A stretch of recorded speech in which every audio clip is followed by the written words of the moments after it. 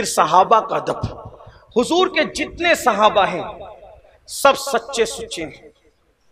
किसी की नीयत पे शक मत करो, किसी को तान और तशनी का निशाना मत बनाओ, किसी पर सब्बो शितम मत करो, किसी की बेअदबी मत करो। अल्लाह अकबर। काजी अयाज शिफा शरीफ में लिखते हैं, एक शख्स मर रहा था, मरते वक्त उसको कलमे की तलकीन की जा रही थी, लेकिन उसकी जबान पे कलमा नहीं आ रहा था। तो उस वक्त उसने कहा मैं कोशिश करता हूं लेकिन मेरी जबान पे कलमा नहीं आता। तो पूछा वजह क्या है?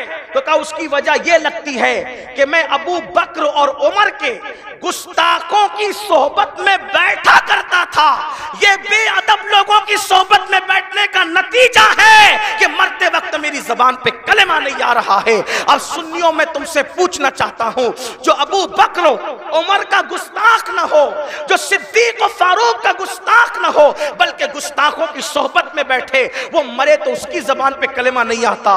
तो जो लोग रसूलुल्लाह की गुस्ताखों के साथ रिश्तेदारियां करते हैं, जो उनके साथ कोई चाय पी रहा है, कोई खाना खा रहा है, कुछ पड़ी नहीं है, और जब बात आती है अरे मौलाना हमें तो जिंदगी गुजारनी है, मौलवियों को क्या पड़ी है, हमें कारोबार करना है, मौलवियों को क्या पड़ी है, हमें रिश्ते निभाने मौलवियों को क्यों? भाई जन्नत में सिर्फ मौलवी जाएगा?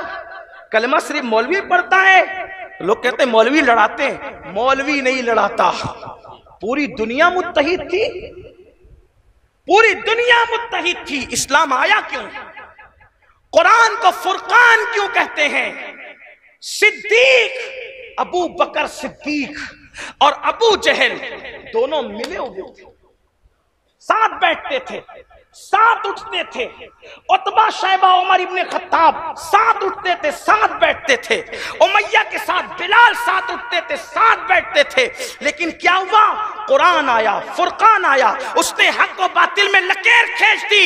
एक साथ बैठने वाले अबू बकर और अबू जहल फिर ऐसे दूर हुए कि सिद्दीक अकबर ने कहा अब हमने मोहब्बत और रिश्तेदारियों का मेयार तब्दील कर दिया है।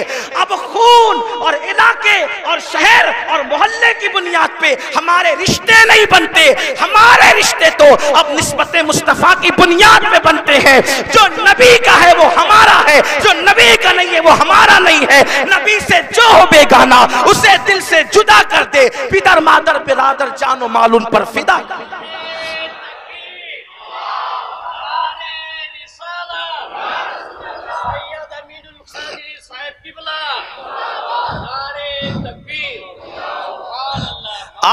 आप रंगरेलियां मचाते रहें, आप जो चाहे करते रहें, हमारा काम है अपनी जिम्मेदारी को पूरा करना। मरते वक्त कलमा आपकी जबान पे आना है या नहीं आना है, आप क्या पसंद करते हैं तो आपकी जिम्मेदारी है। सुनियो, रिश्ते तो फकीरों को भी मिल जाते हैं, रिश्ते तो चोर और उचक्कों को भी मिल जाते हैं। आप क्यों ये बात करते हैं कि चलो बेटी को रिश्ता नहीं आ रहा है तो जल्दी किसी बेअदब के घर दे दे, किसी गुस्ताख के घर दे दे। बेटे का रिश्ता नहीं हो रहा है तो चलो किसी बेअदब के घर दे दे, कभी गुस्ताख के घर दे दे। और कुछ लोग तो ये है कहते हैं मौलाना हमारा मेयार नहीं है, हम मालदार हैं तो रिश्ता मालदार का आना चाहिए, गरीबों के यहाँ क्या करेंगे तो लोग क्या कहेंगे। नादान लोग जो कहेंगे कहेंगे, हमने लोगों से थोड़ी जन्नत लेना है। अगर कितना ही गरीब हो, हत्ता के पहनने के लिए उसके पास एक ही कपड़ा हो, लेकिन अगर रसूलुल्लाह का अदब वाला है तो उसकी बेटी को अपना कर देख, अल्लाह तुझ पर कैसे इनामात की बारिश फरमाएगा। इसलिए कि दौलत आनी जानी है, दौलत फानी है। दौलत का हाल तो ये है जैसे साया सुबह किसी के आंगन में है, दोपहर किसी के आंगन में है, शाम किसी के आंगन में है। इसलिए बेअदबी से बचो और बेअदबों से भी बचो। ये सहाबा की बात मैंने कर दी, इसलिए हम सुन्नी किसी सहाबी की बेअदबी नहीं करते और ना किसी सहाबी की बेअदबी को जायज समझते हैं। जो किसी सहाबी की बेअदबी करे वो हम उसे सुन्नी नहीं समझते। हमारे मसलक का ये तकाजा है।